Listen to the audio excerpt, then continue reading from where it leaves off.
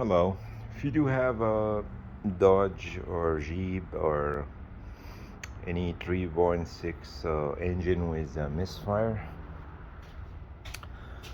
uh, and if you do replace you check the coils in spark plug, and you still have a misfiring, then the next problem would be, I know also you gotta check the fuel injector. This is not the problem, but if you have like here like little ticky noise, you see this cam, I have cylinder 5 misfire.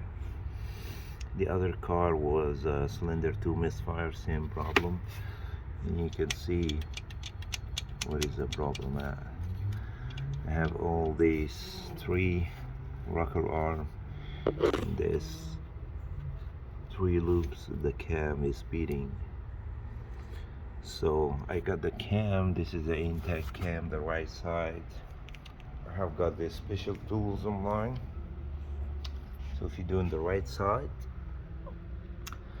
you just gotta go the first cylinder DTC. You can see this notches on the right side. You mark the chain, and you're gonna get this tool. This is the number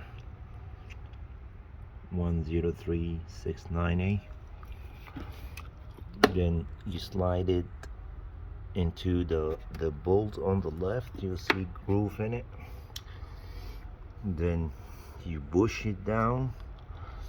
If it's not pushing it, when you're trying to push it down, if it's harder on you, you just to get this, go on the right cam and just twist it a little bit clockwise this way. When you push down on this one, then it will hold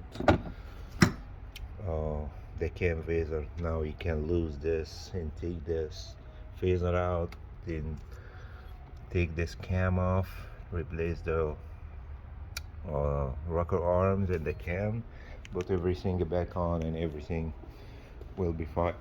No more misfires. This is the part number for the right side intact cam. I got it for $325, and this is the rocker arms,